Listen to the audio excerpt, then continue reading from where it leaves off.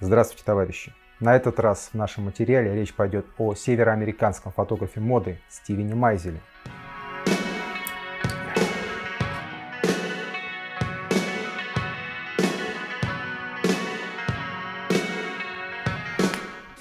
Итак, влияние этого фотографа сегодня трудно переоценить. Наше современное восприятие изображений из модных журналов – это по большей части восприятие того, основу чего заложил в том числе и Стивен Майзель.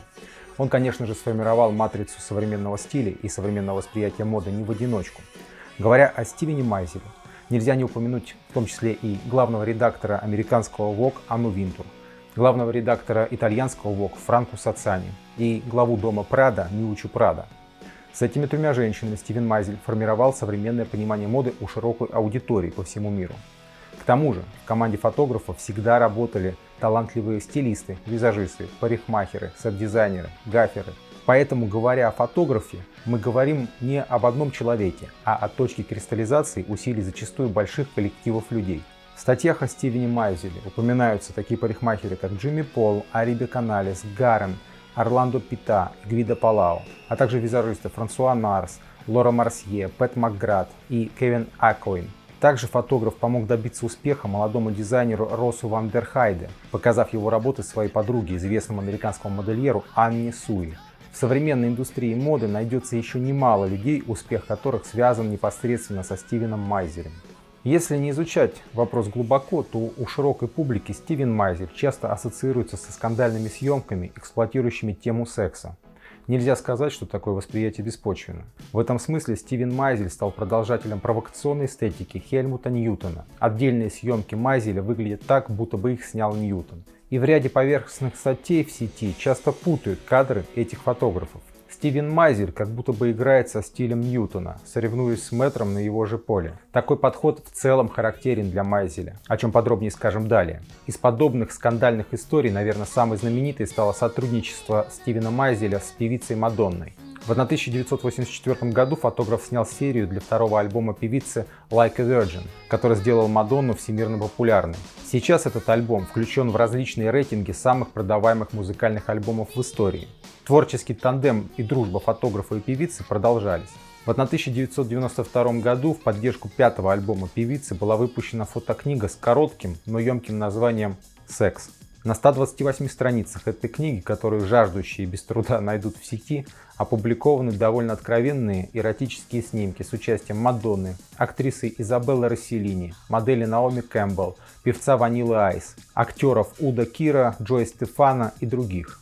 Сами создатели этой книги лукавят, что ничего провокационного не подразумевали. Мадонна рассказывала в интервью: «Все считают, что я это сделала, чтобы привлечь к себе внимание. Думаю, что это просто оскорбление. Все дело в том, что я предпочитаю искать себя в сфере секса, и эта область человеческой деятельности долго считалась запретной. Когда люди спрашивают меня, что я собираюсь делать дальше, я просто смеюсь, ведь я делаю только то, что мне нравится делать, и так будет всегда». Но результат, который вполне можно было спрогнозировать, говорит сам за себя. Ожидаемо разразился скандал, ведь людские массы охотнее реагируют на всякого рода голые вечеринки, чем на проблемы голода, войн, угнетения или эксплуатации. В ряде стран, например, в Японии и Индии, продажа книги была запрещена, а во Франции Мадонна получила судебные иски со стороны прокатолической организации «Будущая культура». Это принесло Стивену Майзелю не только огромную известность. Этот резонанс, который периодически поддерживался и новыми съемками автора, надолго закрепил за фотографом скандальный статус. Но в нашем материале мы попробуем отринуть этот шум, который своей громкостью заглушает тонкие полутона и деликатные приемы, которые можно обнаружить в работах Стивена Майзеля, если всмотреться в них внимательно. Ведь фотографии Стивена Майзеля с конца 80-х по настоящее время более 300 раз становились обложками экспериментального итальянского Vogue. Его съемки чаще съемок других авторов получали развороты требовательного американского Vogue. Если бы все дело бы только в обнаженных моделях, то Майзель стал бы фотографом какого-нибудь аналога 35 фото, а не одним из самых влиятельных фотографов моды в мире. Признаюсь, скандальность ранних работ Стивена Майзеля не давала и мне долгое время обратиться к наследию этого знаменитого фотографа. В каком-то смысле этот материал является искуплением за мое предвзятое отношение к его работе. Все дело в том, что, просматривая социальные сети, я часто сохраняю понравившиеся мне работы. Потом я пытаюсь их анализировать, я пытаюсь понять, чем они меня зацепили, как они сделаны и как я могу повторить этот эффект. И за последний год в мои подборки все чаще стали попадать фотографии из новых съемок именно Стивена Майзеля. Это заставило меня углубиться в тему. Я начал просматривать больше его съемок, прочитал несколько биографических справок и несколько интервью. И чем больше я углублялся в тему, тем объемнее и интереснее становился образ фотографа, и тем понятнее мне становилось значение того, что он делает. Съемки, которые обратили на себя мое внимание, были выполнены и технически, и концептуально мастерски. Этим они выбивались даже из общего потока того, что обычно публикует Vogue. На них модели были в образах, отсылающих к разным эпохам, разным стилям одежды и причесок. И Стивен Майзель в каждой из этих съемок демонстрировал глубокое знание истории фотографии. К каждой из этих съемок он подбирал соответствующий эпохе образа стиль одного из знаменитых фотографов. Но он не повторял дословно уже сделанные фотографии. Стивен Майзель не занимается дешевым косплеем, как те любители мультиков, что из чесоточной синтетики, картона и лески лепят безвкусные копии рисованных картинок, попутно теряя, кстати, и дух воспроизводимой истории. В том-то и дело, что Майзель тонко препарировал именно подход, манеру и приемы знаменитых фотографов, а потом исполнял с этим набором свою фотосъемку, но на более высоком уровне. Это как если бы всемирно известная группа Metallica взяла давно забытые хиты прошлого и выдала их с хорошим звуком на дорогом оборудовании и с фирменной собственной плотной манерой исполнения. Таким, кстати, был альбом Garage Incorporated. Итак, какой же путь прошел Стивен Майзель, чтобы стать иконой модной фотографии сегодня? И чему мы можем у него научиться? Попробуем ответить на эти вопросы в нашем материале. Товарищи, каждый автор делает свои материалы для своих зрителей. И для меня очень важна реакция на мои материалы моих зрителей. И если вам нравится то, что я делаю, не стесняйтесь ставить лайки, подписываться на наши материалы и распространять их среди ваших друзей и знакомых. Итак, вернемся к Стивену Майзелю. Стивен Майзель родился 5 июня 1954 года в историческом ядре крупнейшего города Соединенных Штатов Америки, Нью-Йорка, на острове Манхэттене. Его родители были сотрудник London Records Леонард Майзель и Сара Саймон. В молодости Сара исполняла популярные песни, вроде «Поинсиана», написанные ее отцом Натом Саймоном, известным в Нью-Йорке композитором, пианистом и автором текстов, которого почему-то отдельные статьи называют матерью, хотя это мужчина и, в общем-то, довольно известный автор.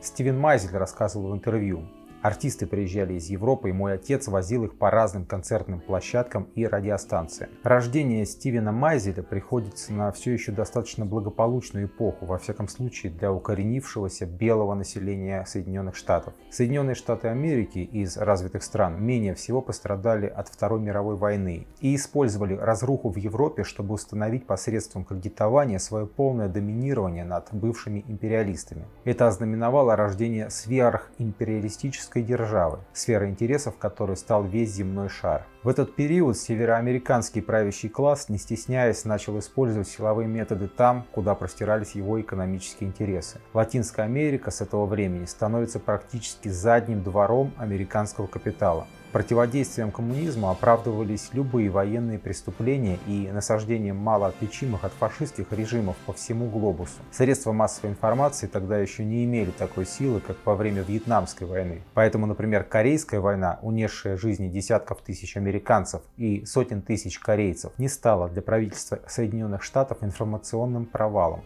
Напротив, в США основой внутренних репрессий стал маккартизм. На практике любой, кто не испытывал восторга от действий правящей администрации, мог быть объявлен сочувствующим коммунизму. Это влекло за собой лишение возможности легально работать в лучшем случае и обвинение в шпионаже или политическое убийство, часто руками организованной преступности по заказу спецслужб, в худшем. Репрессии и прямые убийства угрожали борцам за гражданские права, журналистам, несговорчивым политикам. Во многих штатах все еще действовали расовые законы, поэтому, например, достаточно было чернокожему человеку сесть на лавочку для белых, чтобы попасть под арест или быть избитым. В кино и массовой культуре действовал кодекс Хейса. Это перечень запретов и рекомендаций того, что и как можно демонстрировать массовой публике. Голливуд был поделен между несколькими крупными студиями. Основой их могущества было наличие у каждой студии крупных производственных мощностей с постоянным персоналом. Одиночки тогда не могли еще создать ничего, минуя студии. И так как сеть кинотеатров также принадлежала студиям, то и доносить до зрителя можно было только то, что создано студиями. Студии могли как создать звезду с нуля, так и полностью удалить из профессии неугодных. И все же уровень жизни укорененных белых американцев заметно рос. Росли зарплаты, нормой становились собственные дома в пригороде. У людей появилось все больше современной бытовой техники, что освободило от домашней рутины. Автомобили перестали быть роскошью. Из разрушенной войной Европы в пресыщенные послевоенные Соединенные Штаты Америки хлынула и европейская мода. Теперь родной для Стивена Майзеля Нью-Йорк становится столицей мировой моды. Роскошный диоровский нью-лук пришелся по вкусу местным платежеспособным обывательницам. Детские впечатления, несомненно, повлияли на становление вкуса Стивена Майзеля. Величественные и женственные образы, запечатленные фотографами в середине века, будут воспроизводиться на протяжении всей карьеры Стивена. Я не должен был бы этого говорить, но нынешняя фотография совсем не похожа на то, что делал Ирвин Пенн, когда снимал платье Баленсиаги, так, как будто это была архитектура, признавался Майзель в интервью. Мать и сестра Стивена были теми самыми состоятельными американскими потребительницами европейской моды. Я должен был ходить с ними по магазинам. Мир, о котором я читал на страницах модных журналов, становился реальностью, рассказывал Стивен Майзель. Они действительно брали мальчика с собой за покупками, а модные журналы заменили маленькому Майзелю детские книжки с картинками. Я знал каждую работу каждого фотографа, бредил моделями и делал все, чтобы с ними познакомиться, признавался Стивен в интервью. Кто-то играл в детстве в «Дочке матери», кто-то в «Казаке-разбойнике». А маленький Стивен в игровой форме постигал мир моды. Его сестра Робин разрешала ему экспериментировать с ее прической и макияжем и фотографировать ее. Также кузина будущего фотографа Диана Ротшильд занималась рекламой и, зная страсть мальчика к фотосъемкам, позволяла ему наблюдать за процессом. Так описывается в статьях о Стивене Майзеле одно из таких воспоминаний. Лет в 12 его привезли на съемки продукции текстильной компании. Он четко помнит, что тогда больше наблюдал за моделями, а не за работой фотографа Мелвина Сокольски, потому что они были знакомы ему по модным журналам, которые он постоянно читал. «Я был тупым модным придурком», рассказывал в интервью о своем детстве Стивен Майзель. «Я любил журналы и просто сразу же связался с ними в очень раннем возрасте, наверное, в 4 классе. Мне это нравилось. Позже, в 6 или 7 классе, я брал камеру, возможно, инстаматик, и фотографировал моделей на улице. У меня до сих пор есть эти фото. Я их увеличил, и они действительно хороши, даже великолепны. Когда я был ребенком, модели, которых вы видели на улицах Нью-Йорка, были из другого мира. Люди пялились. Они выглядели так, как выглядят в журналах, прямо из Vogue, на улице. Они были супер женщинами. Они были невероятными. Теперь это джинсы и футболки и все такое. Это был другой период. Они сами себе делали прически и макияж. Нужно было быть очень креативными. Они ходили на работу. Вот такими они были». Важно, что в своих съемках Стивен Майзель на протяжении своей карьеры прибегал к созданию образов подобных суперженщин из середины века. Само явление супермоделей в 90-е годы станет возможным в том числе и благодаря подобному отношению к моделям, принесенному Майзелем из детства.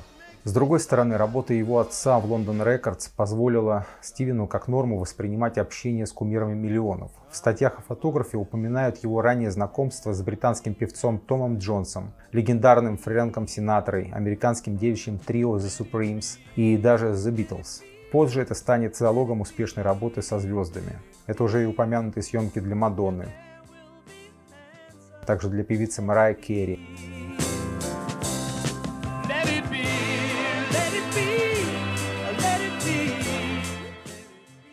Уитни Хьюстон.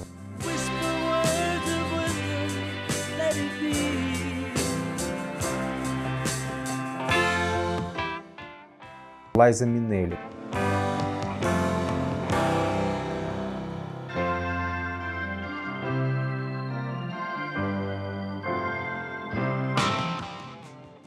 Кортни Лав.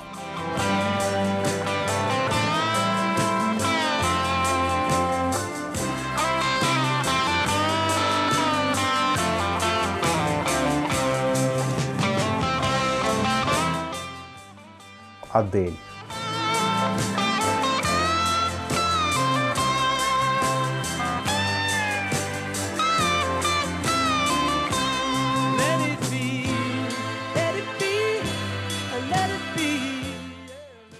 И других популярных исполнителей, частью мира которых Стивен Майзель являлся с детства. Но пока еще Стивен Майзель учился в школе и постигал азы модной фотографии, а мир вокруг начал стремительно меняться.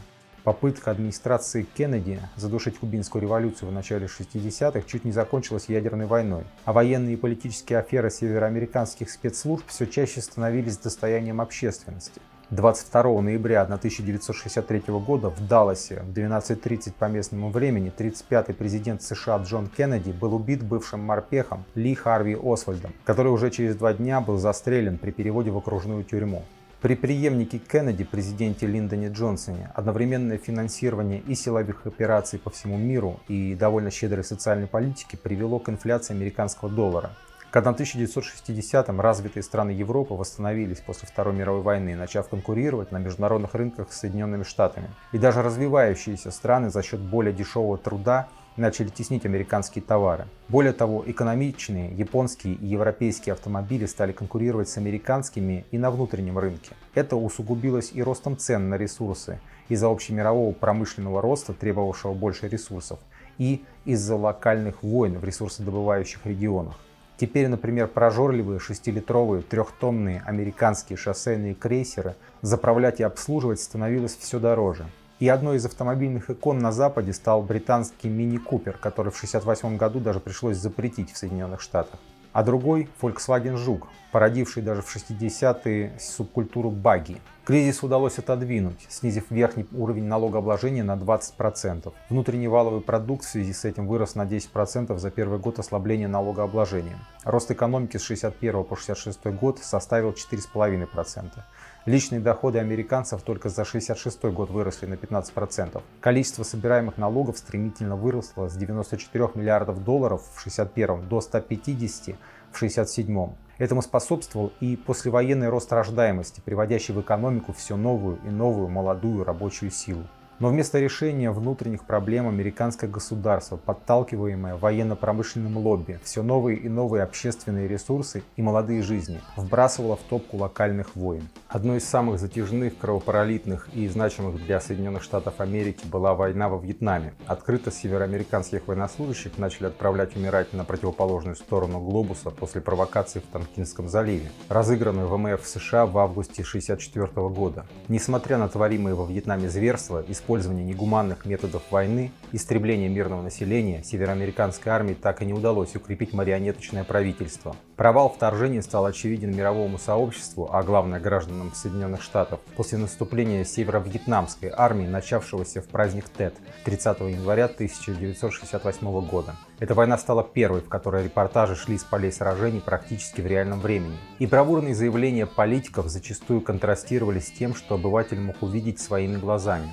Прямые телерепортажи с полей сражений в первые дни наступления показывали, что правительственная армия и силы Соединенных Штатов Америки практически не контролируют ситуацию даже в центре Сайгона, не говоря уже о сельских районах. Одним из символов тетского наступления стала фотография американского репортера Эдди Адамса, сделанная в Сайгоне 1 февраля 1968 года. Начальник южно-вьетнамской полиции Нгуэк Нгок Луан без суда и следствия расстрелял задержанного подозреваемого. Широкую известность получили снимки военного фотографа Рональда Хеберли, бывшего свидетелем преступлений в деревне Сонгми, где 16 марта 1968 года американскими солдатами было с особой жестокостью убито более 500 мирных жителей, более 200 из которых дети. Другим символом военных преступлений стала фотография американского фотокорреспондента Ника Ута «Ужас войны», на которой вьетнамские дети бегут от боли, причиняемой им напалмом сброшенной на деревню бомбы. Репортажи и расследования преступлений войны во Вьетнаме породили огромный пласт культуры.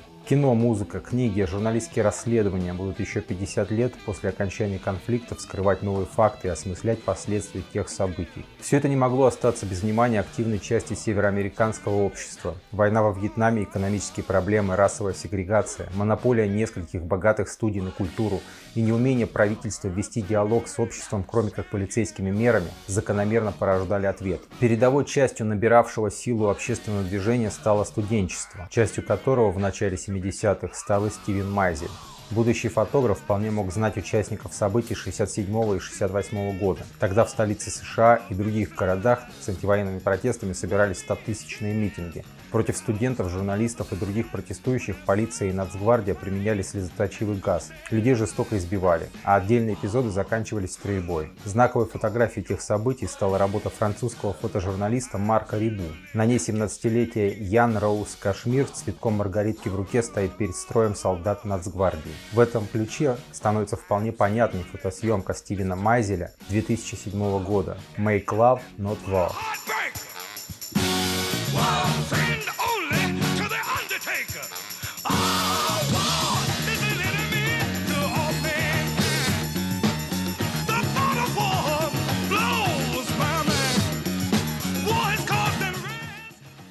которая почему-то вызвала неоднозначную реакцию. «Я ненавижу войну», — говорил фотограф в интервью. «Я не пытаюсь ее приукрасить. Я ненавижу насилие. Я ненавижу насилие в отношении женщин. Я пытаюсь сделать заявление против него, и все равно все говорят, что я за него. По сути, если вы что-то сунете людям прямо в лицо, они сами могут увидеть, что в данном случае это означает: не делайте этого, прекратите это». Каждый интерпретирует эти вещи по-своему, но это не то, что я подразумевал. Я просто держу зеркало. В этом отношении Стивен Майзель является прямым порождением контркультуры 1960-х годов. Молодежь тогда выступала против войн, насилия, расовой и любой иной дискриминации. Мужчины стали носить длинные волосы. Философия хиппи подразумевала, что всеобщая любовь сможет решить все проблемы. Символом эпохи хиппи стал фестиваль Вудсток, собравший более полумиллиона человек в августе 1969 года. Но, к сожалению, дальше употребления психоделиков и беспорядочных незащищенных половых связей большинство участников этого всего не шло. А экономической базой игр в хиппи, присыщенной молодежи, все равно был старый добрый капитализм. Но Стивен Майзель часто иронически переосмыслял и даже логически развивал идеи 60-х годов. Он обращается и к эстетике хиппи, снимает длинноволосых молодых людей в свободной одежде с этническими мотивами.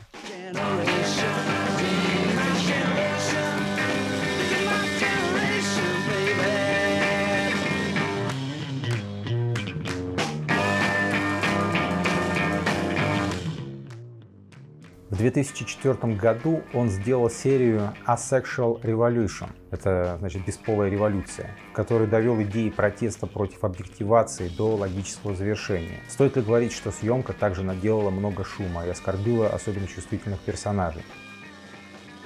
С Asexual Revolution я говорил, что мы наконец-то сделали это с мужчинами. И я пытался выбрать мужчин, которые были бы немного более андрогинными, так чтобы они не были типичными красавчиками, которых люди сегодня считают единственным вариантом, как должен выглядеть мужчина. Точно так же, как женщина должна иметь грудные импланты и определенный размер груди и талии. Общество наконец-то прошло полный круг и делает то же самое с мужчинами. Я не думаю, что это позитивный шаг вперед в том, как мы относимся к себе, рассказал фотограф в интервью 2008 года. Я бы устранил различия в социальном равенстве, конечно, но природу не изменишь. Я наблюдаю это по своим собакам. Моя сука определенно девочка, а мой кобель определенно парень. То же самое и с моими кошками, пояснял Стивен Майзель свою позицию. Новый виток полицейщины и наступления на гражданские права начался в 2001 году, после теракта 11 сентября. И учитывая опыт гражданского сопротивления 60-х, понятна реакция Стивена Майзеля. В 2006 году для итальянского Vogue он сделал съемку State of Emergency, в которой исследовал ограничение свобод американского общества. Модели на снимках изображали террористов и полицейских. Стивен Майзель признался, что после публикации к нему были вопросы у Федерального бюро расследований.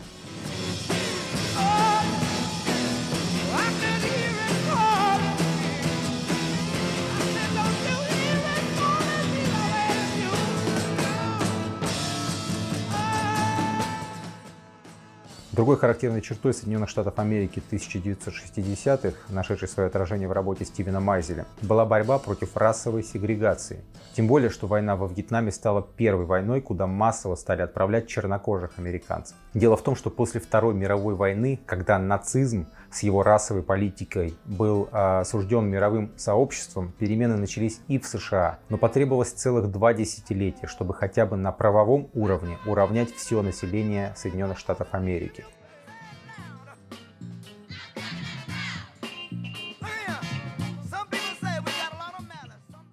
2 июля 1964 года президент США Линдон Джонсон подписал принятый Конгрессом закон о гражданских правах, который запретил расовую дискриминацию в сфере торговли, услуг и при приеме на работу. Но белые господа не намерены были просто так сдавать свои позиции. На местах прокатилась волна жестокости и несоблюдения обретенных прав чернокожего населения. 7 марта 1965 года на окраине Сельмы были жестоко избиты участники несанкционированной демонстрации. 78 человек были ранены. Фотографии этой расправы напечатали все крупнейшие газеты мира. А летом 1967 года вспыхнули стихийные бунты чернокожих в 128 городах, кульминацией которых стали кровавые беспорядки в Ньюарке и Детройте.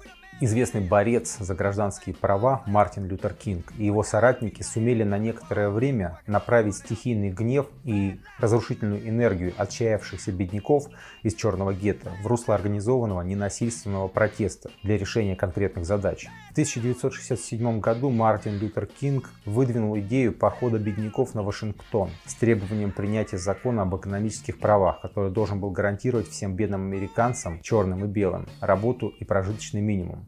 Дело в том, что ранее они уже совершали такой поход. В Вашингтоне они должны были разбить демонстративный палаточный городок, блокировать городские магистрали, устроить сидячие забастовки. Начало марша намечалось на 22 апреля 1968 года. Но эта акция не состоялась, так как 4 апреля 1968 года Мартин Лютер Кинг был убит в Мемфисе. 5 июня 1968 года, вскоре после убийства Мартина Лютера Кинга, также был убит кандидат в президенты США Роберт Кеннеди, поддерживавший идеи Кинга. Несмотря на принятые законы, формально уравнявшие чернокожих американцев с белыми, социальное расслоение в Соединенных Штатах Америки и по сей день имеет расовую окраску. В мире модной фотографии Стивен Майзель поднимал этот проблемный вопрос неоднократно.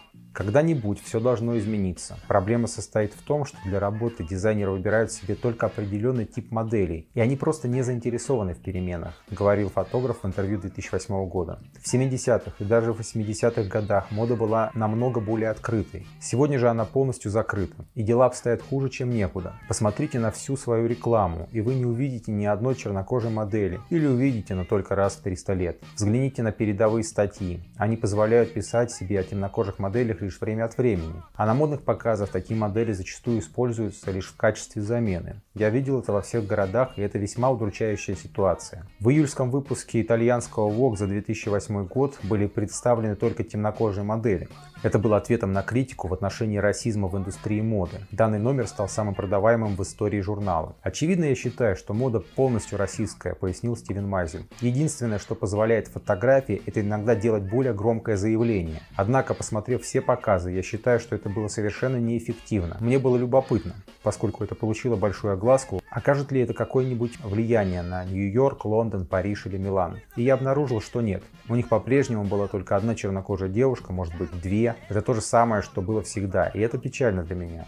Итак, в конце 60-х годов стало понятно, что молодое поколение отвергает старые, идущие еще из эпохи рабовладения нормы и старую культуру. Изменения коснулись и кино. Студии получили самый болезненный для капиталистов удар. Это удар по кошельку. Павильонные вестерны, костюмные пеплумы, любовные драмы с одними и те же лицами перестали окупаться. А картины начинающих авторов, часто малобюджетные, во многом вдохновленные европейским кино новой волны, собирали несопоставимую с вложениями солидную кассу. И в 1967 году наконец был отменен кодекс Хейса.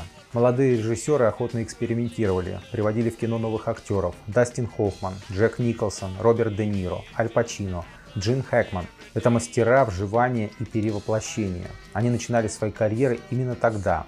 Новые картины отражали мироощущение молодежи, вечный поиск, мятежность, неустроенность. Пик так называемого нового Голливуда связан с выходом остросоциальных политических драм и триллеров в 70-е и 80-е годы.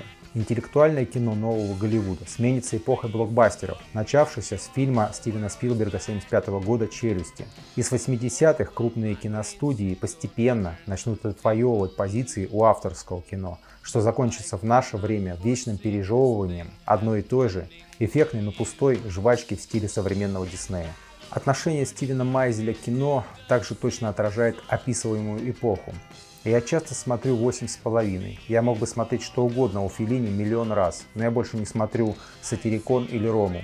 Я люблю все европейские фильмы, мне нравится Антониони. Я всегда могу посмотреть «Фотоувеличение», потому что, конечно, это было вдохновением, но не так часто, как раньше, поделился Стивен Майзель в интервью 2008 года. И эта любовь к кино прослеживается и во многих его съемках, где он отдает дань уважения любимым фильмам и сюжетам. Здесь можно увидеть много перекличек с европейским авторским кино.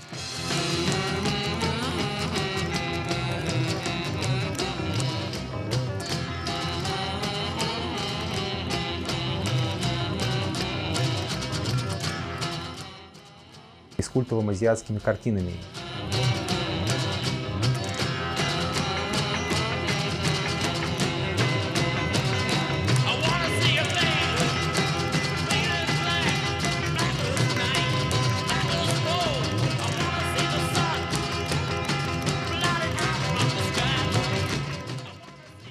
конечно же, с новым Голливудом.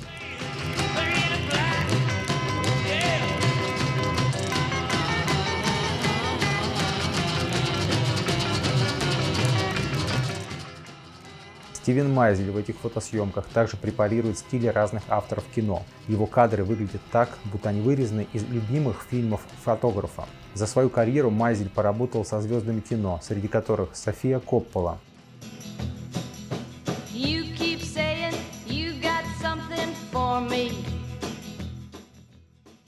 Сандра Буллок,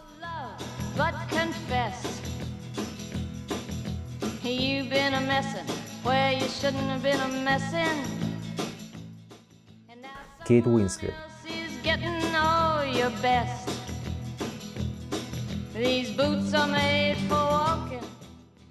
Вайнона Райдер,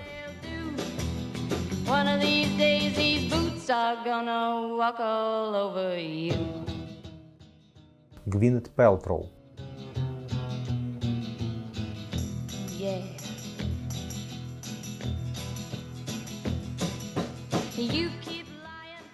Брэд Питт,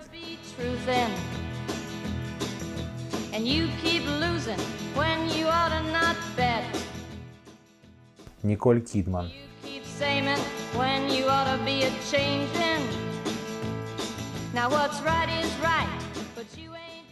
Джейн Фонда,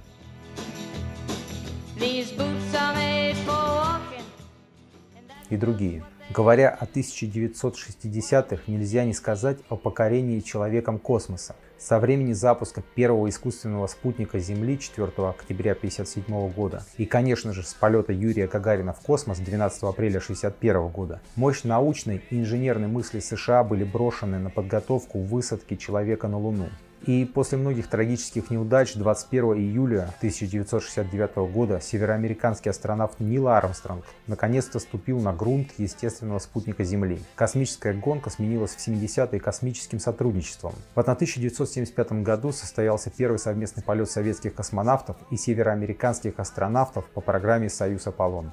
Культура в 60-е и 70-е годы породила немало произведений, пропитанных космической романтикой. Скорость технического прогресса была такова, что люди ждали скорой колонизации других планет. Эстетика фантастических произведений того времени нашла свое отражение и в съемках Стивена Майзеля.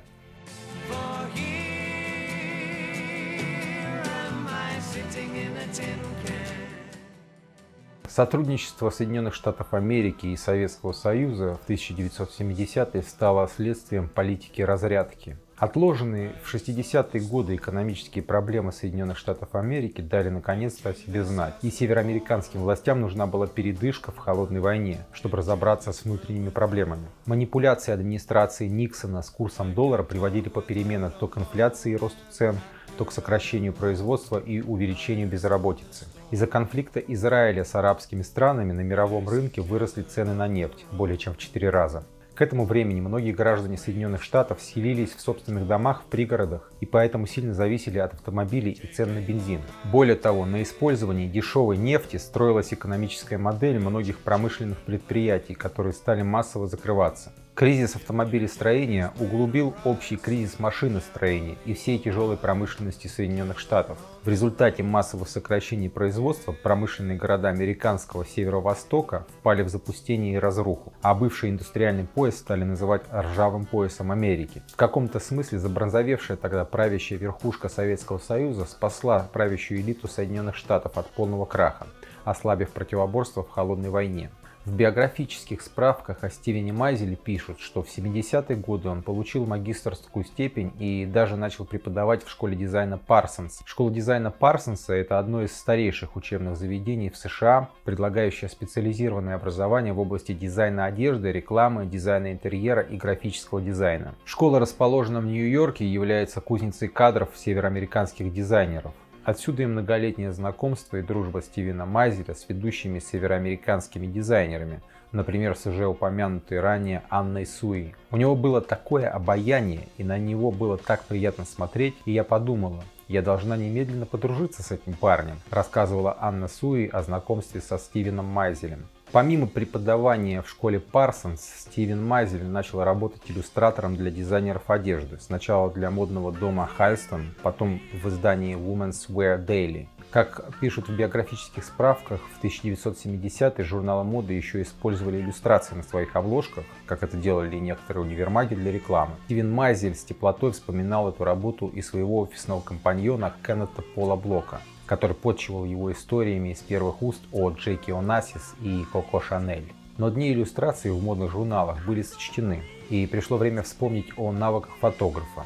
Как пишут о Майзеле, он буквально на улице познакомился с Фиби, сестрой модели Валери Кейтс, и предложил ей фотосъемку. Валери уже была моделью Elite Model Management, в котором таким образом узнали о начинающем фотографе. В агентстве были знакомы с иллюстрациями Майзеля и предложили снимать модельные тесты. Стивен снимал модели в свободное от работы иллюстратором время в своей квартире или на улицах Нью-Йорка. Модели, которых снимал Майзель, отправляли снимки в различные издания и ходили на кастинги, поэтому фотографа скоро заметили. Редактор журнала Seventeen предложил сделать несколько фотосессий, одну из которых в деревенском доме в Коннектикуте. Съемку заметили и в мире моды, и вскоре Стивен начал работать с журналом Self, Mademoiselle и W. В это время экономика Соединенных Штатов начала восстанавливаться. На помощь администрации президента Рональда Рейгана пришло падение цен на нефть на мировом рынке. Пропагандистская кампания поставила в заслугу Рейгану снижение инфляции и безработицы в этой связи, что позволило ему в 1984 году переизбраться на второй срок. Хотя при Рейгане средства тратились вовсе не на социальные программы, а на военно-промышленный комплекс и армию. Рейганомика, как назвали новую экономическую модель США, это жизнь взаймы. Причем эти займы берутся под несозданные блага, поэтому за долги поколения 80-х должны были платить будущие поколения. Именно при Рейгане США из крупнейшего кредитора превратились в крупнейшего в мире должника, а большая часть производства окончательно была вынесена в страны с более дешевой рабочей силой, преимущественно в Китай. В октябре 1987 года разразился один из крупнейших в истории США кризисов на фондовой бирже. Помощь американским элитам снова пришла с неожиданной стороны. Советская правящая верхушка уже давно искала пути присвоить общенародную собственность и стать частью респектабельного мира капиталистов. Многих будущих архитекторов развала советского блока отправляли на стажировки к западным специалистам еще советские спецслужбы, а консультанты из Соединенных Штатов Америки в 90-е помогали новым собственникам делать первые шаги в экономике индивидуального обогащения. И себя, конечно же, не забывали. С начала 90-х за счет растаскивания того, что осталось от советского наследия, наиболее развитые страны решали многие возникающие экономические проблемы. А администрация Соединенных Штатов, к тому же, с этого времени, не опасаясь, вводила войска в любой регион, ограбление которого могло позволить поправить дела североамериканских толстосумов. Такая ситуация сохранялась вплоть до кризиса 2008 года, когда советское наследие было уже разграблено, и в ситуации начавшегося тогда кризиса капиталистической системы все мы до сих пор и пребываем. Но для Стивена Майзеля 1980-е и 90-е годы стали временем его творческого взлета на те высоты мира моды, на которых он до сих пор и пребывает. Это время называют эпохой супермоделей. Тогда не без стараний Майзеля за моделями окончательно закрепился статус звезд, которые ранее имели только актрисы, певицы или члены королевских семей, там, где такой атовизм еще сохранился. Это понятие, когда модель больше, чем вешалка для одежды, когда она узнаваема, когда публику интересует не только ее хождение по подиуму или умение стоять в кадре, и есть супермодель. Я всегда фотографировал девушек, которых по-настоящему любил. Мне нравился гламур, и эти девушки были очень гламурными. Мода в 80-х была очень чрезмерной. Время было очень чрезмерным. Я ничего не делал специально. Мы вместе ездили отдыхать, ужинали, тусовались и разговаривали по телефону. Мы были настоящими друзьями. Это было началом моей карьеры, как и их, рассказывал Стивен Майзель в интервью. Так называемая эпоха супермоделей на самом деле была нашей жизнью. Мы просто документировали ее. Мы вместе ходили на модные шоу в Нью-Йорке и Париже. И каждый раз это было грандиозное событие. А может быть, это просто был новый опыт для меня. И он был более захватывающим. В Париже у нас всегда были смежные комнаты. Это всегда были Кристи, Линда, Наоми. Мы веселились в отеле Ritz. Мы прекрасно проводили время и до сих пор это делаем, когда встречаемся. Именно Стивену Майзелю приписывают открытие многих успешных моделей. И если он так сказал, так и будет. И он сделает вашу карьеру. Он крестный отец моделей, рассказывала супермодель Коко Роша о Стивене Майзеле. Стивен Майзель свою юношескую страсть к красивым женщинам преобразовал в нечто большее, чем вульгарное вожделение. По многочисленным воспоминаниям он действительно становился кем-то вроде близкого друга или заботливого родственника для начинающих моделей. И эту дружбу со своими подопечными фотограф сохраняет всю жизнь. Среди тех, чьей карьере помог Стивен Майзель и кого регулярно снимал, можно упомянуть Линду Евангелисту, Наоми Кэмпбелл, Кристи Тарлингтон, Эмбер Валетту, Кристен Макменами, Стеллу Теннант, Гвиневру Ван Сиенус, Карен Элсон, Меган Коллисон, Ракель Циммерман, Сашу Пивоварову, Айрис Трубигер, Линдси Уиксон, Лару Стоун, Коко Роша, Наталью Водянову, Ванессу Асенте, Элис Кромбес. Практически любая супермодель, которая приходит на память, так или иначе связана со Стивеном Майзелем. Со Стивеном вы не чувствуете себя одинокими, когда находитесь на съемочной площадке, рассказывала в интервью супермодель Линда Евангелиста. Так много фотографов могут быть неуверенными, они не знают, чего хотят, и вы не знаете, нравитесь ли вы им. Со Стивеном все не так, он уверен в себе и заставляет вас чувствовать себя в безопасности. Атмосфера на съемочной площадке легкая. Если он говорит, что то, что вы делаете хорошо, то это потому, что у него самый безупречный вкус и видение. Например, когда он выбирает цвет, освещение или композицию. Наоми Кэмпбелл рассказывала, что атмосфера на съемочной площадке всегда контролируемая и сосредоточенная, даже когда играет громкая музыка. Стивен Майзель, по ее словам, настоящий художник. Он заставляет вас чувствовать себя красивой, как хамелеон, как будто я могу примерить на себя любой вообразимый образ. Он научил меня быть чистым холстом. Думаю, все модели на чем-то зациклены, делилась в интервью супермодель Кристен Макменами. У меня большая зацикленность на своей внешности.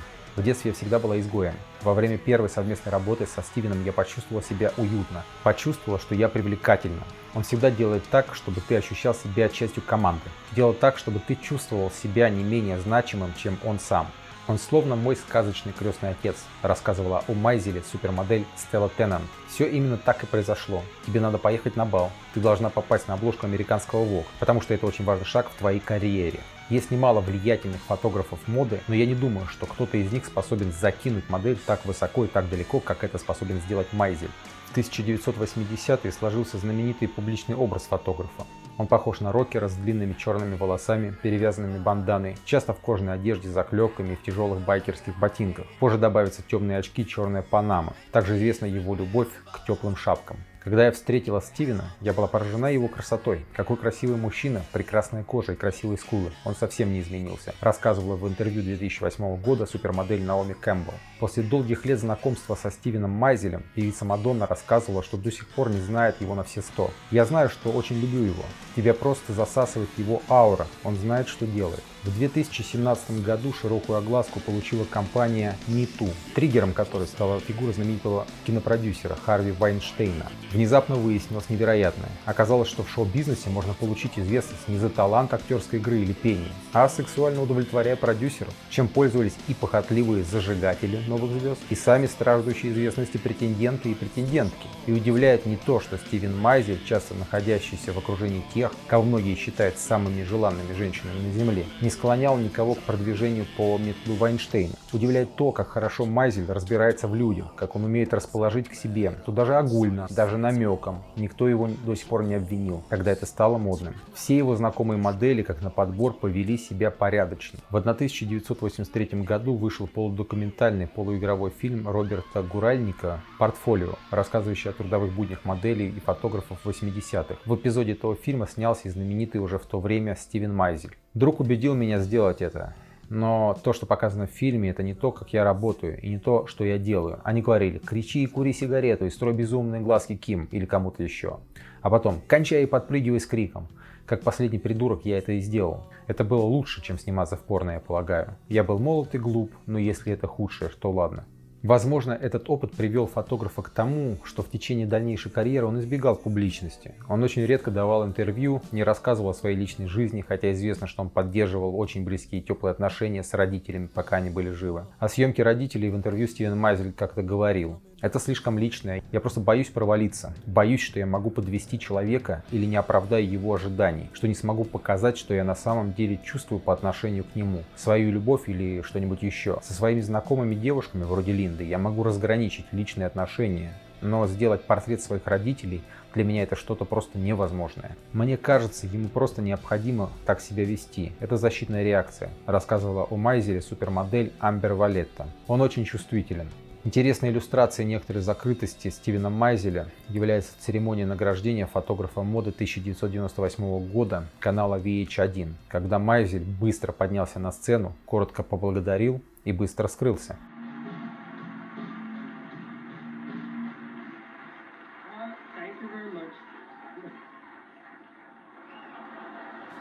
Одна из ближайших подруг фотографа, супермодель Линда Евангелиста, так объясняла закрытость Стивена Майзеля. Он просто очень трепетно относится к личному. Стивен не медийная шлюшка, но это не имеет ничего общего с загадочностью. Слава не приносит ему никакого удовлетворения. И еще в апреле 1985 года для мужского журнала Пьер Луи, которым на тот момент руководила Франка Соцани, Стивен Майзель снял обложку. С этой провокационной съемки, пожалуй, можно начинать отсчет сотрудничества фотографа с будущим легендарным главным редактором экспериментального Vogue Italia. Франка Соцани возглавляла журнал с 1988 года до самой своей смерти в 2016 году. По ее инициативе Стивен Майзель стал главным автором обложек издания. Когда я пришла в Vogue, за исключением некоторых модельеров, большинство людей, которые производили одежду, которые часто даже не были дизайнерами, не понимали перемен, рассказывала Франка Соцани. Вдруг журнал стал минималистичным. Ручка, рубашка и брюки. Это была настоящая революция. Итальянский язык был препятствием для международного распространения журнала, поэтому Франка с самого начала делала ставку на уникальные изображения, как универсальный язык. Она стимулировала своих фотографов экспериментировать и всегда искать новые подходы. В Vogue Italia они делали то, чего никогда не делали ни для кого другого. Иногда издатели по коммерческим причинам блокировали идеи вместо того, чтобы развивать их. Они хотели четкие изображения, желательно цветные, где одежда была бы максимально яркой. Однако Франка сопротивлялась этому давлению, и в результате Vogue Italia славился тем, что нарушал правила, предоставляя максимальную творческую свободу авторам. Фотографы знают, что делать съемку для главного редактора американского Vogue, Анны Винтур, это совсем не то же самое, что делать съемку для Франки. Поэтому Хельмут Ньютон, Петер Линдберг, Паула Раверси, Брюс Вебер, Майлз Олдридж, Тим Уолкер, Дэвид Бейли, Крейг Макдин, Эллен фон Умверт, Дэвид Лашапель и другие фотографы делали свои лучшие съемки для Франки Соцани. Особняком здесь стоит Стивен Майзель.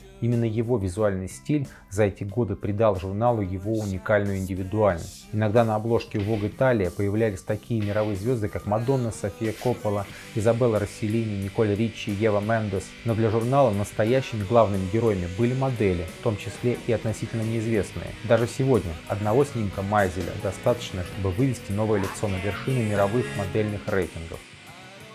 Став достаточно знаменитым, Стивен Майзель реализовал свои мечты детства. Он смог организовать съемки с теми моделями, которых боготворил в 60-е. Ненавижу звучать старомодно, но я больше не нахожу многих актрис или кинозвезд гламурными. Я не нахожу гламурными церемонии награждения. Я не нахожу гламурными все эти телепередачи с комментариями о моде. Я не нахожу гламурным ничего сегодня. Я думаю, что это может быть чем-то из прошлого, признавался Стивен Майзель в интервью 2009 года. Есть еще стилизация и идеализация женщин, но она взята из прошлого. Она взята из 20-х, 30-х, 40-х, 50-х, старого Голливуда, 70-х, женщины Хельмута, женщины Гибурдена. Я все это уже видел. В 1988 году он снял для обложки итальянского Vogue знаменитых моделей 60-х Верушку, Лорен Хаттон с итальянской актрисой Изабеллой Росселлини.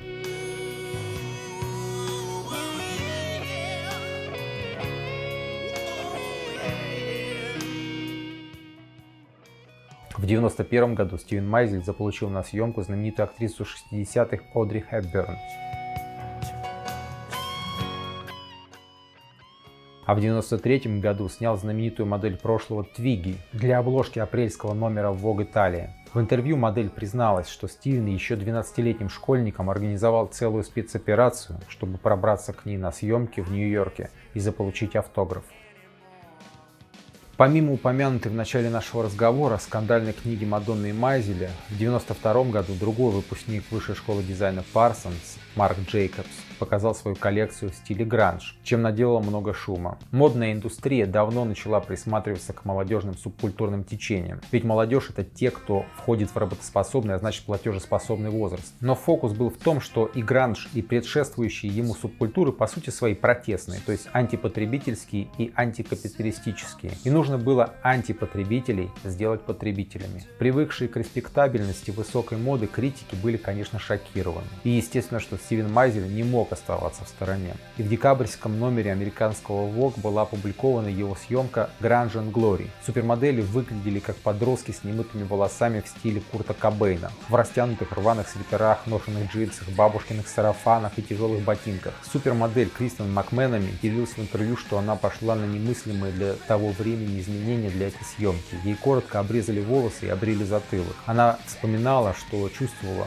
что они создают образ антисупермодели. Модель пошла на это, потому что доверяла Стивену Майзелю и не прогадала. В 1993 году со съемки Anglo-Saxon Attitude у Стивена Майзеля начала свою карьеру одна из самых влиятельных в британской моде супермоделей Стелла Теннант. Она вспоминала в интервью, что на съемку попала почти случайно. Она попробовала попасть в модельный бизнес после учебы в Винчестерской школе искусств. Но несмотря на затрачиваемое время и силы, ничего не удавалось. Стелла выглядела даже слишком высокой и худой для модели. К тому же сделала пирсинг носовой перегородки, что тогда не всегда приветствовалось. По воспоминаниям, она через знакомых передала несколько своих тестовых снимков легендарной стилистки Изабелле Блоу. Когда я узнала, что назначена на съемку Стивена Майзеля, я уже была на летних каникулах. В тот момент я понятия не имела, кто такой Стивен. Но мой сосед по общежитию был в лютом восторге. Он знал, что Стивен только что вместе с Мадонной выпустил книгу «Секс». И практически закричал на меня: «Боже мой, он положил начало карьере Линды и Евангелисты». Я сказала: «Слушай, расслабься, я просто сделаю несколько снимков». Когда я приехала на съемку, я обнаружила в студии Линду Евангелисту, Шалом Харлоу и Кристен Макменами. Не могу передать, как это было страшно. Стивен сфотографировал меня ровно стоящий, пока Линда и Кристен танцевали вокруг меня, потому что я слишком нервничала, чтобы двигаться. Затем, по иронии судьбы, один из этих снимков попал на обложку итальянского Vogue, и моя жизнь изменилась в одночасье. В декабре 2018 года она в последний раз появилась на обложке британского Vogue, отметив таким образом четверть века с момента ее дебюта в журнале. Съемку сделал Стивен Майзель. 22 декабря 2020 года в возрасте 50 лет после продолжительной борьбы с болезнью Стелла Теннант покончила с собой. В 1995 году Стивен Майзель отснял для Calvin Klein Jeans компанию, в которой модели появились в подвале с деревянными панелями. В рекламном видео, будто снятом на дешевую VHS-камеру, закадровый голос задает героям разные вопросы. Отдельным зрителям это показалось похожим на кастинг для порнофильмов. I don't think so. Are you nervous? Yeah. Why? Because I'm on the spot. You've been on the spot before. Not like this. Поборники высокой нравственности и целомудренной морали начали целую общественную кампанию, чтобы запретить рекламу. Соль ситуации в том, что эти блюстители приличий откуда-то точно знали, как проходят даже не просто кастинги, а кастинги именно для порнофильмов. Удивительная насмотренность у этих людей в области порнографии, конечно. Общественную кампанию решила оседлать и администрация президента США Билла Клинтона. В результате Министерство юстиции начало проверку видео на предмет детской порнографии. Расследование было быстро прекращено, когда выяснилось, что все модели совершеннолетние. Особенно иронично то, что Билл Клинтон в декабре 1998 года получил импичмент в результате секс-скандала с Моникой Левински.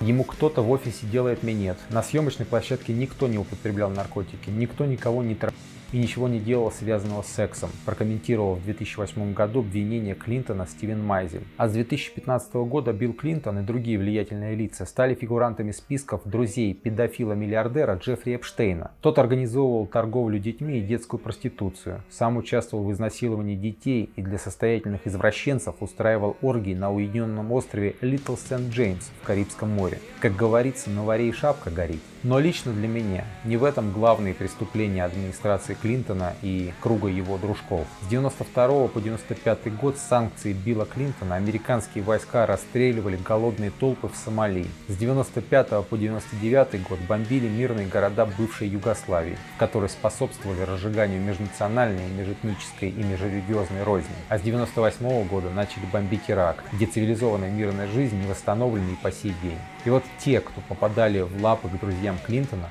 получали поломанную психику и поломанную жизнь, а те, кто попадал к Майзелю, реализовывали свои мечты.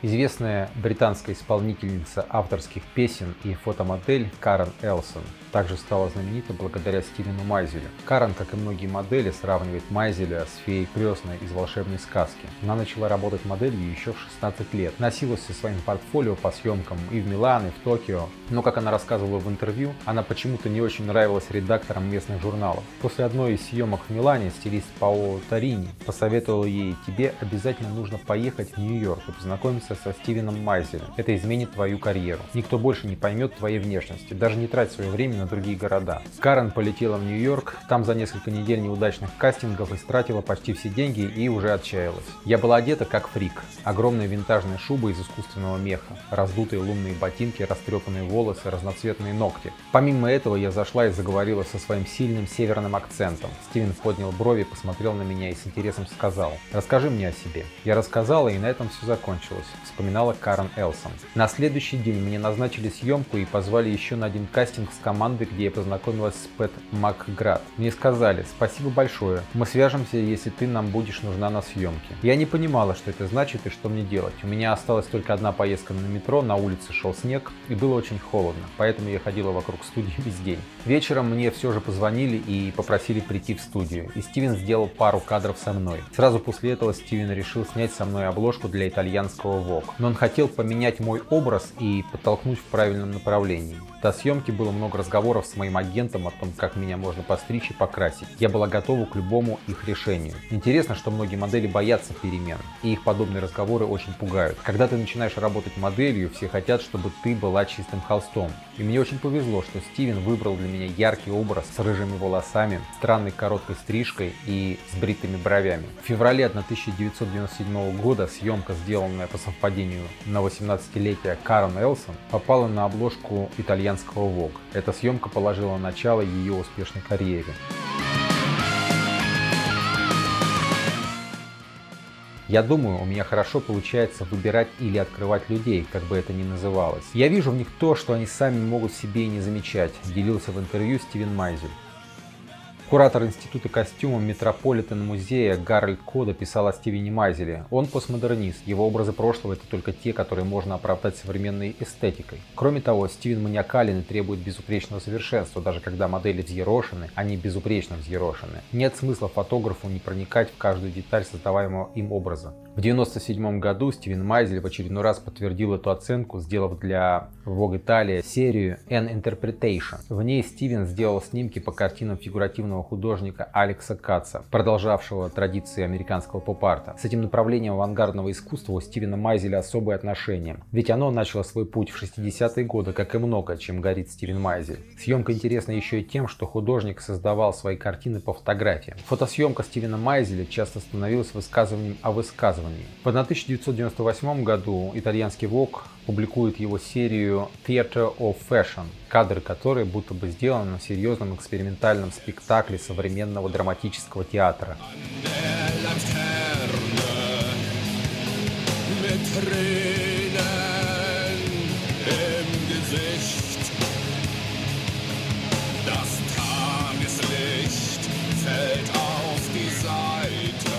Съемка 1999 года Grey Garden с Амбер Валеттой для Vogue Italia была вдохновлена другой упомянутой ранее страстью Стивена Майзеля, независимым кино 70-х. Документальный фильм 1975 года «Серые сады», снятый Альбертом и Дэвидом Мейс-Лессами, повествует о жизни Эдит Бувье Билл, двоюродной сестре Жаклин Кеннеди, в молодости принадлежавшей к нью-йоркскому светскому обществу, артистке и манекенщице, в старости затворнице, проживающей совместно с матерью в полуразрушенном особняке. Съемка Майзеля полностью повторяет сюжетные линии фильма и состоит будто бы из кадров экрана видеокамеры. Стивен снимал рекламные кампании для самых известных модных брендов, среди которых Versace, Valentino, Calvin Klein, Dolce Gabbana, Balenciaga, Yves Saint Laurent. В Стивене так много вещей, которые делают его важным для мира моды. То, что вы видите в Vogue Italia, будет на подиумах через 2 месяца. Вот насколько он вдохновляет, рассказывала в интервью Линда Евангелиста. То есть Стивен Майзель не просто снимает моду,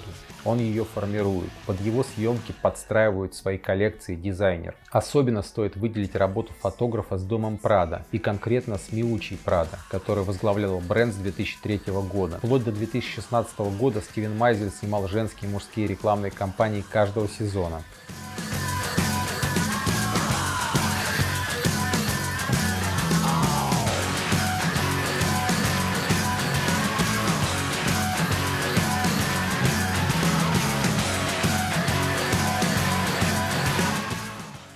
А в 2020 году после небольшого перерыва произошло триумфальное возвращение Стивена. Он снял для круизной коллекции модного дома нуарную рекламную кампанию Stranger Call на вилле Ньюти, где уже когда-то работал Хельмут Ньютон, заочный диалог с которым Стивен вел с самого начала карьеры.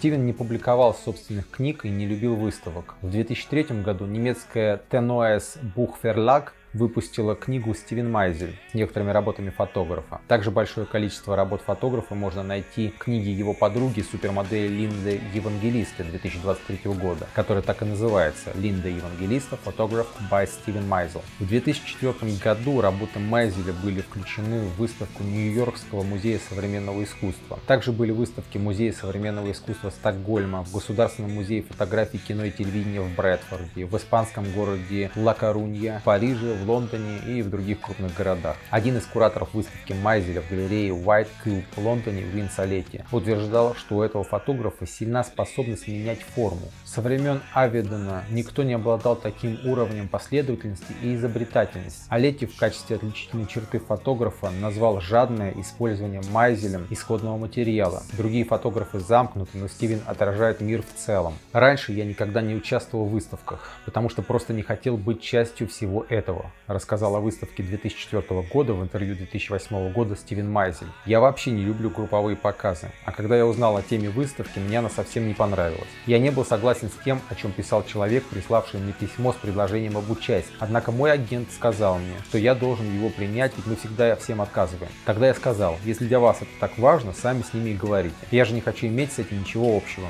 Куратор мероприятия сам выбрал несколько моих изображений, но выбрал те, которые лично мне не нравятся. Единственная вещь, о которой я потом сожалел, так это то, что я не послушал сердце и не доверился своим инстинктам с самого начала. Во всей этой выставке не было абсолютно никакого смысла. Я не хотел читать все эти обзоры и слушать дискуссии людей, напыщенно рассуждающих ни о чем.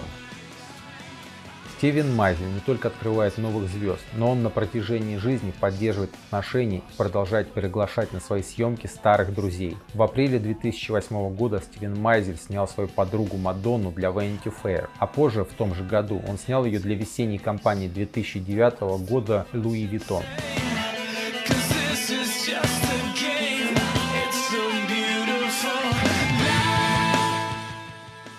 В том же 2008 году для Vogue Italia он сделал съемку There is Only One Naomi, супермоделью Наоми Кэмпбелл. Именно в 2008 году Стивен и Франко Суцани собрали тот самый черный выпуск, о котором мы упоминали ранее. В 2022 году Стивен Майзель снял Наоми с ее ребенком для обложки британского Vogue, перехватившего первенство экспериментальности у итальянского Vogue после смерти Франки Суцани в 2016 году. В 2009 году Майзель сделал очередную обложку с Линдой Евангелистой для Vogue Italia. Съемка была омажем контрастной черно-белой стилистики знаменитой Лилиан Басман, работавший когда-то для Harper's Bazaar.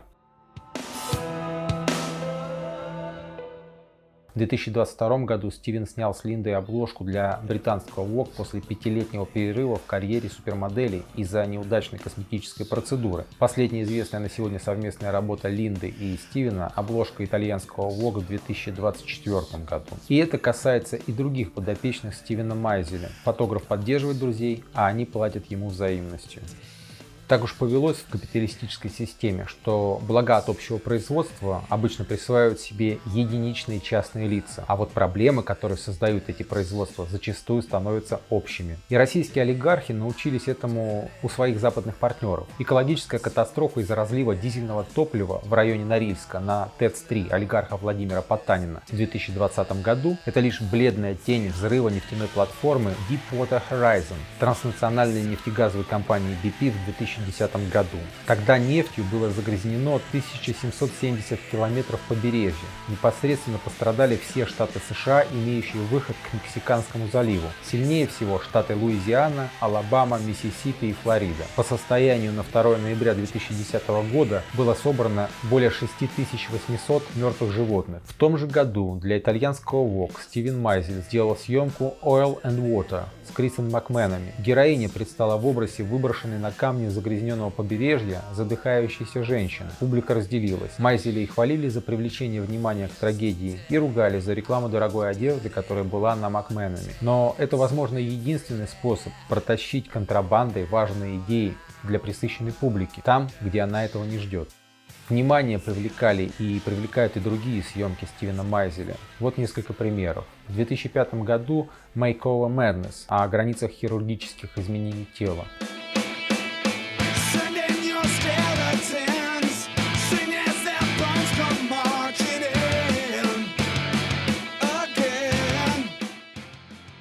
В 2007 году Super Mods Enter Rehab о психических расстройствах и закрытых учреждениях для тех, кого общество считает ненормальными.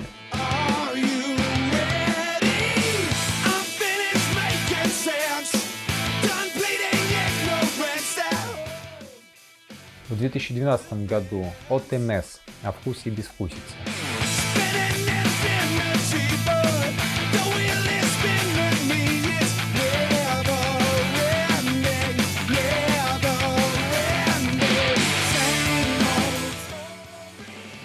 Spellbound о мистике и страшных сказках.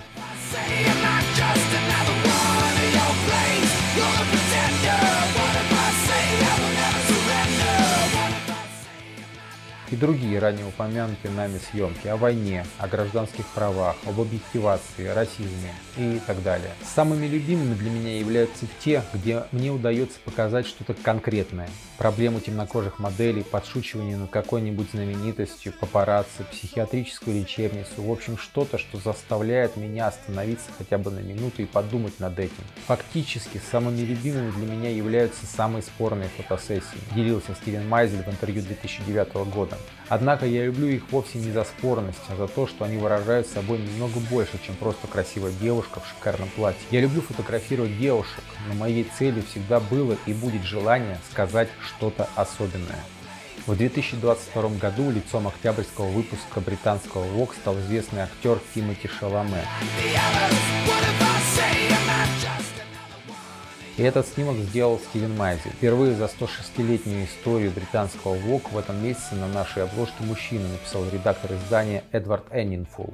С Эдвардом Эннинфулом Стивен Майзель был знаком по работе в американском и итальянском Vogue. И фотограф так зарекомендовал себя, что когда в 2017 году Эннинфул возглавил британский Vogue, Стивен получил эксклюзивные условия сотрудничества и до 2023 года снимал большую часть обложек изданий. Фотограф и сегодня продолжает активно снимать. В его кадрах часто появляются дочь Синди Кроуфорд, Кая Гербер, модели палестино-голландского происхождения Джиджи Хадид и Белла Хадид, китайская модель Сун Фэйфэй, модель южно-суданского происхождения Анок Яй и другие. Кто знает, какая идея Стивена Майзеля снова взорвет мир моды, или кто станет новой звездой обложек. Друзья, сегодня у нас все еще есть возможность самим формировать ту информационную действительность, в которой мы находимся. Для этого вам следует всего лишь поддерживать те материалы, которые вам нравятся. Проявляйте активность, ставьте лайки, распространяйте видео, которые вам нравятся, подписывайтесь на ресурсы каналов, которые вам нравятся. Не поддерживайте пошлость, глупость и мракобесие, и это может стать вашим небольшим вкладом в изменение той реальности, в которой вы живете. А я напомню, что наши материалы находятся не только в YouTube, мы представлены также в Telegram, Instagram, ВК и даже в Яндекс.Дзене. Итак, вернемся к Стивену Майзелю. Самое главное, в чем же секрет работы Стивена Майзеля? Почему его снимки стали настолько значимым явлением мировой культуры? И чему мы сегодня можем научиться у этого фотографа? Во-первых, Стивен Майзель – это профессионал своего дела, получивший одно из лучших образований в мире в сфере искусства. Он способен черпать из всей мировой культуры лучшие образцы и идеи для своей работы. Я думаю, это будет комплиментом, если я скажу, что Стивен мастер копирования, потому что, скорее всего, он идентифицирует себя со своей первоначальной изначальной профессии арт-директора и иллюстратора. Уверена, что он не стесняется того, насколько вдохновляется уже существующими изображениями. Каждая картинка имеет для него свое значение, и он всегда может это интерпретировать по-своему. Оценивала творческий метод Стивена Майзеля британская модель Эрин О'Коннор. Но здесь стоит уточнить, что Стивен Майзель, если и копирует что-то, то делает это не формально, не поверхностно. Скорее, он улавливает логику эпохи и приемы автора произведения, а потом на собственном материале мастерски применяет. Например, съемка 1998 года для Versace однозначно считывается как оммаж картинам итальянских мастеров раннего Возрождения. В то же время она не копирует какое-то конкретное произведение. Сейчас есть немало съемок, дословно повторяющих картины, но съемка Стивена Майзеля, хоть и может стоять в ряду подобных картин, не является повторением ни одной из них. К тому же возрожденческие образы созданы современными средствами. Модели одеты в актуальные платья, на них актуальные аксессуары и макияж вполне современен.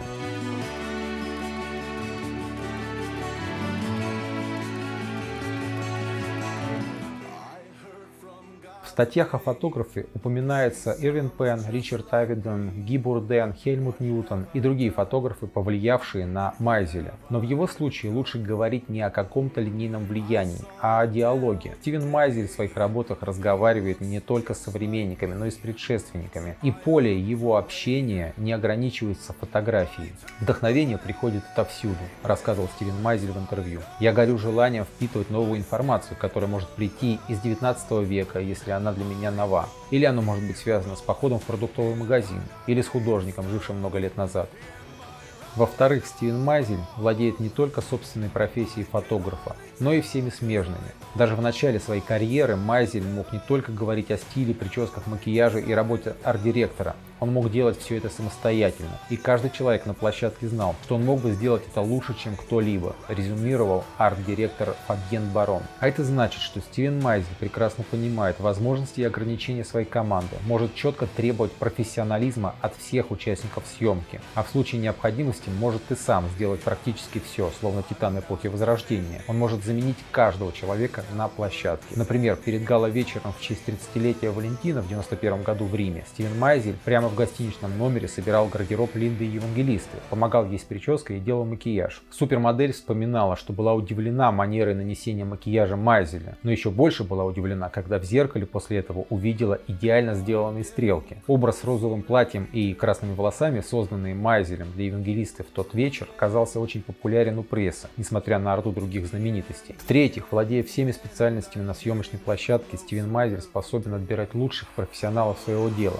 Поэтому он по много лет работает с одними и теми же людьми. До знакомства с Майзелем я просто появлялась на месте съемок в своей одежде, становилась перед камерой, и фото было сделано, вспоминала Мадонна. Со Стивеном все происходило иначе. Целая команда людей буквально обрушивалась на меня. Они раздевали меня, кто-то хватал меня за волосы, кто-то делал что-то с лицом, еще один помогал примерять разные комбинации нарядов. И было такое ощущение, что все они говорят на одном языке, на языке Стивена Майзеля. У Стивена было свое видение. В своих работах он ссылался на вполне конкретные вещи. Я очень уважаю то, как тщательно и серьезно он подходил к работе, но в то же время в его работах присутствует немалая доля иронии. Он заставил меня почувствовать себя частью чего-то очень важного. К каждой фотосессии он относился как к съемкам маленького фильма и всегда настаивал на том, что в процессе каждой съемки мы должны создать какой-нибудь новый образ. В-четвертых, Стивен Майзель становился для людей больше, чем коллегой. Он ценит профессионалов, горящих своим делом, и дружит с ними много лет, помогая и предлагая все новые и новые проекты. Стивен Майзель любит людей, с которыми работает, и помогает им открыть в себе лучшие качества. Он может заставить любую модель выглядеть лучше, чем когда-либо, рассказывала подруга Стивена, дизайнер Анна Суи. Так она вспоминала свой первый профессиональный звонок от Майзеля для съемки Валентина. «Принеси свой чемодан и давай сделаем то, что мы всегда делаем», — сказала он мне. С тех пор она часто работала стилистом для Стивена, наблюдая, как он разговаривает с моделями. Ритуал, который, по ее словам, волшебный, как влюбленность.